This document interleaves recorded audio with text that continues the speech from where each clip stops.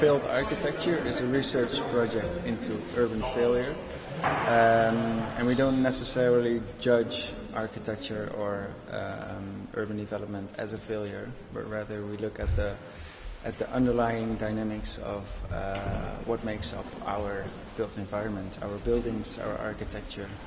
And we do so by analyzing case studies, looking at the notion of failure, like what is failure, according to whom, and when, and also how it is represented in media, in pop culture, by the architects themselves, etc.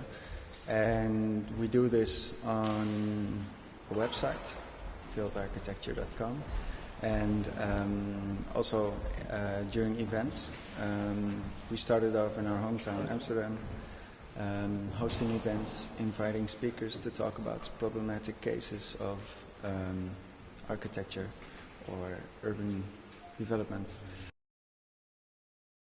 The third pillar, so to say, of what we do is our is a traveling research workshop. We go to cities across Europe, and together with a local partner, in this case the Tallinn Architecture Biennale and Lina Labor, we decided to take on the case of the Rapla KEK building, which is an iconic piece of architecture, well known in Estonia and abroad, but it is also struggling with its identity and current use. So what we do is we organize a 5-day workshop on this building, and we come in and we analyze the context of the building, so the social context, economic context, political, and also how it is being valued, what its reputation is, and next to that also really the physical makeup of the building, so its architectural qualities, etc.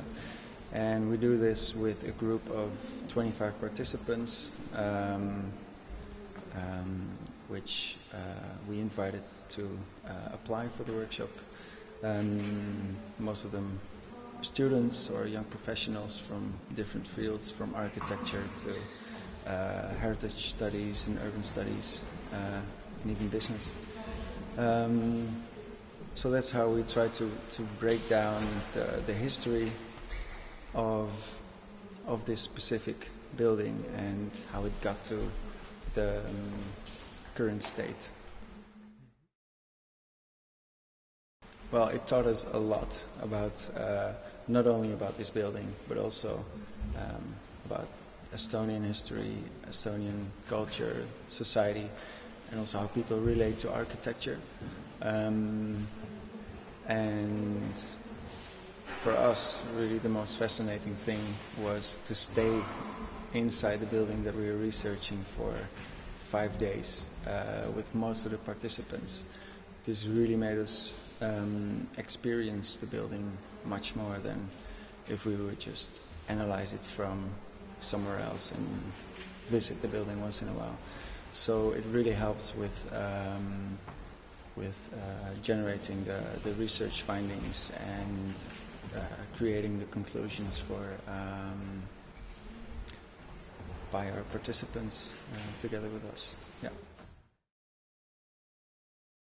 I'm afraid I don't have a golden answer to that, because while it is a famous building and an icon and loved by a lot of people, it's also suffering from trends in society regarding architecture, but also urbanization processes.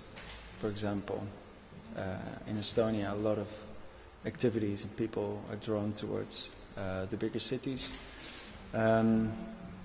So it's in a way it has become a victim of this, and well, not in the last place. It's a remnant from another area. It is built for a specific purpose. So the place is really struggling to adapt itself to current times. So there will have to be an alternative and maybe even experimental solution to that, and one I think that doesn't only cater the local demands, but has will attract people from all over the country, I would say. Yeah.